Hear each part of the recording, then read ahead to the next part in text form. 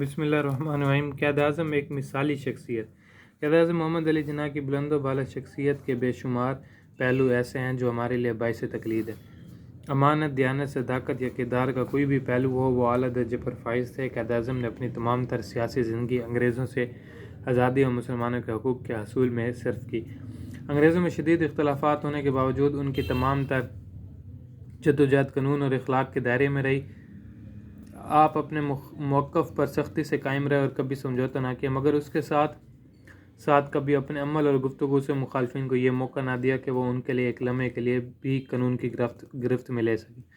حالات کیسے ہی بدتر کیوں نہ ہو، قائد اعظم نے ہمیشہ قانون کی پاسداری کی۔ قائد اعظم دوسروں سے کام لینے میں سخت گیر تھے، لیکن اپنے آپ کو بھی وہ کام میں دوسروں سے زیادہ مصروف رکھتے تھے۔ وقت بالکل ضائع نہ کرتے تھے۔ کھانا، آرام اور نیند سب کی باری مکمل کرنے کے بعد آتی۔ مسلم لیگ کے ایک جلسے میں کسی نے قائد اعظم کے بارے میں نعرہ لگایا، شاہ پاکستان زندہ باد۔ بجائے خوش ہونے کے قائد اعظم نے کہا کہ دیکھیں، آپ لوگوں کو اس قسم کی باتیں نہیں کرنی چاہیے۔ پاکستان میں کوئی بادشاہ نہیں ہوگا، وہ مسلمانوں کی جمہوری ہوگی جہاں سب مسلمان برابر ہوں گے، کسی ایک دوسرے کو دوسرے پر فوقیت نہیں ہوگی۔ پاکستان کے پہلے وزیر اعظم لیاقت علی خان بتاتے ہیں کہ قائد اعظم کے ساتھ 12 برس کی رفاقت میں نے چند اہم باتیں سیکھی ہیں۔ اپنی زبان سے کبھی کوئی ایسی بات نہ کہو جس پر پوری طرح عمل کرنے سے قاصر ہو۔ دوسرے، اپنی ذاتی تعلقات اور رجحانات کو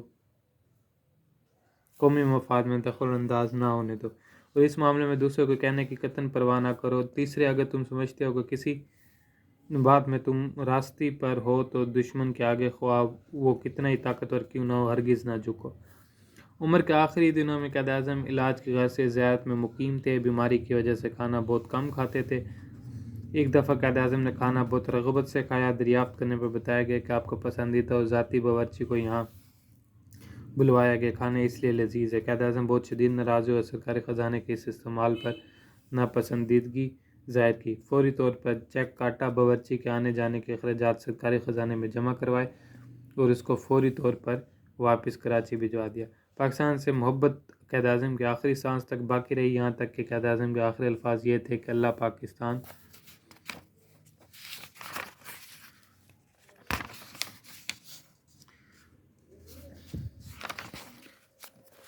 اب یہ نیکسٹ ٹاپک ہے علامہ محمد اقبال، تو اس کو بھی آدھا پڑھ لیتے ہیں، آدھا انشاءاللہ نیکسٹ ٹائم پڑھیں گے۔ علامہ اقبال ایک عظیم مفکر۔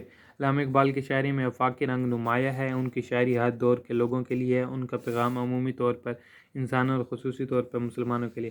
ایک طرف وہ اتحاد بین المسلمین کے داعی نظر آتے ہیں تو دوسری جانب فلسفہ خودی اپنی شاعری میں جا بجا بیان کرتے ہیں۔ فلسفہ خودی دراصل اپنی ذات کے عرفان اور پہچان کو بیان کرتا ہے۔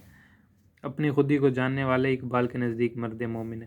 ہمارے آج کے نوجوانوں کے لیے اقبال کی شاعری زندگی میں آگے بڑھنے کے لیے بہترین رہنمائی کرتی ہے۔ نہیں ہے نا امید اقبال اپنی کشت ویراں سے، ذرا نم ہو تو یہ مٹی بہت زرخیز ہے ساقی۔ اقبال اس شعر میں مسلمانوں خصوصاً نوجوانوں کو ان کی صلاحیتوں کے بارے میں بتا رہے ہیں کہ مواقع ملنے کی صورت میں مسلمان نوجوان بے بہا کارنامے سر انجام دے سکتے ہیں۔ خدا تجھے کسی طوفان سے آشنا کر دے کہ تیرے بحر کی موجوں میں اضطراب نہیں۔